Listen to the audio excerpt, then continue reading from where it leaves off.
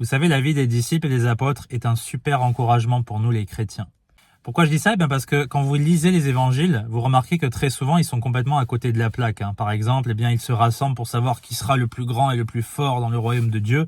Et Jésus, il arrive, en gros, il leur dit, les gars, le plus grand, ce sera votre serviteur. Ce sera le plus petit, celui qui est le plus humble et qui désire servir l'autre.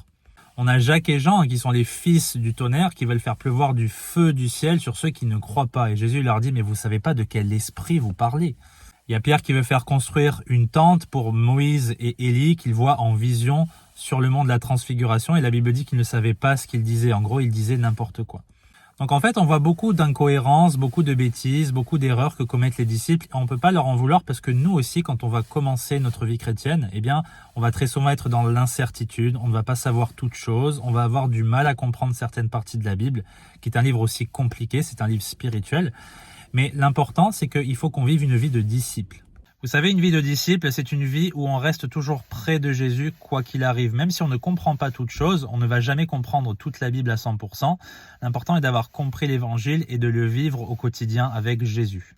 Parce que rappelez-vous, dans les évangiles, il y a eu beaucoup de disciples qui suivaient Jésus. Mais en Jean chapitre 6, on voit que Jésus, il enseigne quelque chose de difficile sur son corps et sur son sang, et on a beaucoup qui s'en vont. Mais qui c'est qui reste? Ce sont les 12. Et Pierre, il a dit quoi? Tu es le Christ, tu as les paroles de la vie éternelle. Donc si vous voulez être une influence dans ce monde, si vous voulez être puissant, si vous voulez que les gens après soient édifiés par votre vie, il va falloir être un disciple. Il va falloir rester près de Jésus-Christ et ça va demander des efforts. Vous savez que Pierre, Jacques et Jean sont devenus des monstres de la foi, mais ce n'était pas le cas au début. Ils avaient une foi plus petite qu'une graine de moutarde. Et vous voyez ce qu'ils ont écrit après dans leurs épîtres, c'est absolument époustouflant. On voit le changement qui a eu lieu dans ces hommes parce qu'ils sont restés fidèles jusqu'à la fin. Donc même si le monde se moque, même si les autres religions se moquent, parce que pour eux la prédication de la croix est une folie, on s'en fout parce que pour nous, elle est la puissance de Dieu et elle transforme des vies.